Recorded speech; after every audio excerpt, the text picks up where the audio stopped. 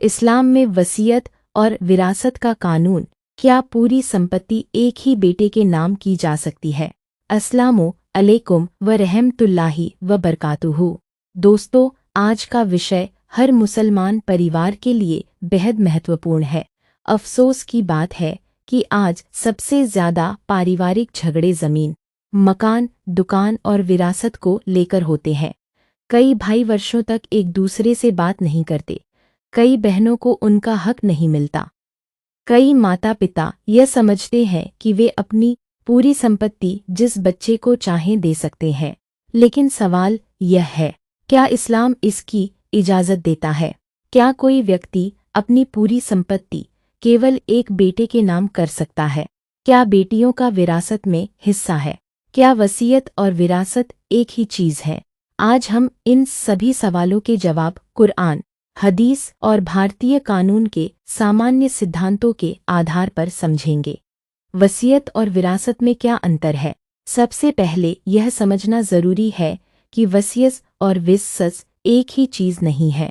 वसीयत वह इच्छा है जिसे कोई व्यक्ति अपनी मृत्यु के बाद लागू करने के लिए लिखकर या वैध तरीके से व्यक्त करता है।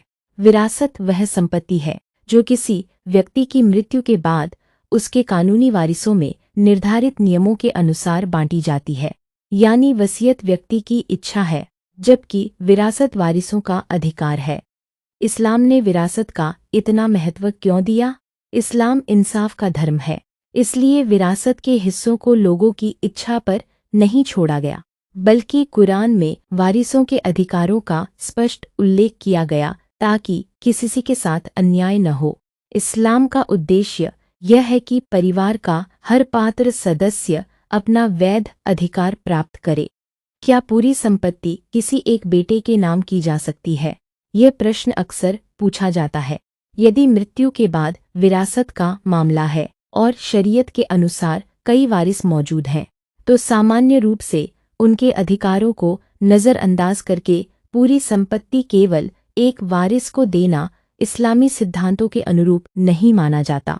इसलिए केवल एक बेटे को सब कुछ देकर बाकी वारिसों का हक समाप्त कर देना सही तरीका नहीं माना जाता।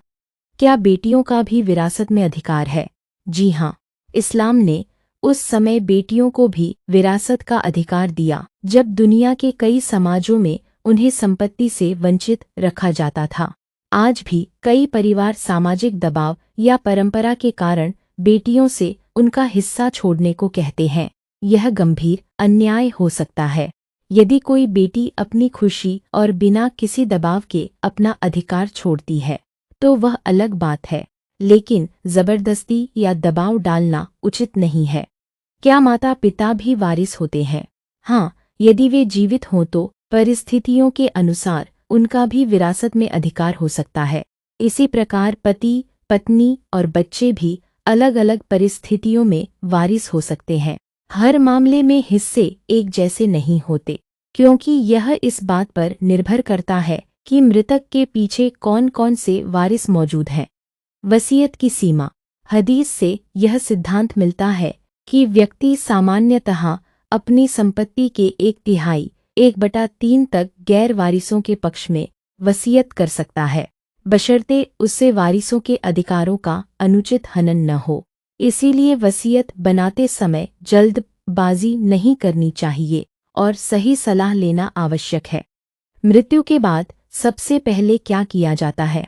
सामान्य इस्लामी सिद्धांत के अनुसार एक अंतिम संस्कार और संबंधित आवश्यक खर्च।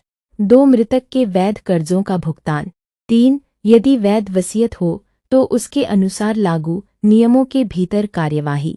4 इसके बाद शेष संपत्ति वारिसों में बांटी जाती है। भारतीय कानून क्या कहता है? भारत में मुसलमानों के उत्तराधिकार के मामलों में सामान्यतः मुस्लिम पर्सनल लॉ शरीयत एप्लीकेशन एक्ट 1937 लागू होता है। यदि संपत्ति को लेकर विवाद हो जाए तो मामला सिविल न्यायालय में जा सकता है। इसलिए दस्तावेज सही रखना, संपत्ति का रिकॉर्ड सुरक्षित रखना और समय पर कानूनी सलाह लेना बहुत महत्वपूर्ण है। समाज में फैली गलत धारणाएं।